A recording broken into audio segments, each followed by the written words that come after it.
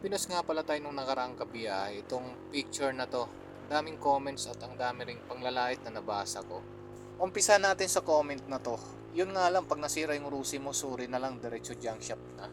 Hindi mangyayari yan, Paps. Eto naman, yung rusi mo after ng ilang months magiging suri. Okay lang, magko-commute na lang ako kaysa mag-drive ng rusi. Ang lupit mo, Paps. Bahala ka sa buhay mo. Ginamit kong pang-araro sa bukid, pwede rin. Sige nga, Paps, send ka ng video na pinang-araro mo yung rusi mo para maniwala ako. Sa amin, service yan ng magsasaka at construction worker yan. Pero proud ako doon. Kawasaki lovers ako kasi 3 motor dumaan sa akin pero puro Kawasaki. Nagagandahan din naman ako sa rusi. Balak ko ngang bumili next year ng ganyan eh. Sige, Paps, tuloy mo yung balak mo para maging rusi lovers ka naman dahil nakatatlong Kawasaki ka naman eh.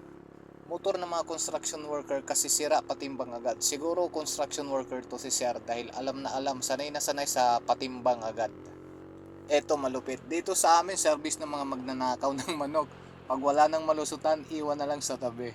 Kasabwat siguro tong si Paps dahil alam na alam yung kalakaran nila. Iiwan na lang talaga yung motor nila na rusi kapag wala na silang malusutan.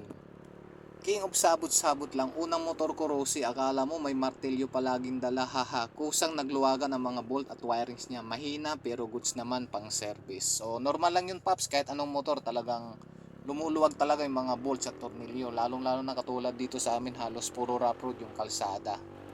Napaka-late lang na issue yan, Paps. Eto naman, brand new okay second hand junk shop. Okay lang, hindi naman totoo yan, Paps. So yun, ang dami nga nating nabasang panglalait doon sa pinost natin at natatawa na lang talaga ako dahil may mga taong ganong kababaw yung pag-iisip nila para sabihin nila yung mga ganong bagay. Pero okay lang yun dahil napakasulit talaga ng Rosie kabiyahe. Napakagaan sa bulsa, hindi siya magastos. Yung tipong kahit masiraan ka, hindi siya mahirap ayusin. Tapos madaling hanapin yung pyesa, bukod pa doon napakamura ng pyesa ng Rosie. Sulit.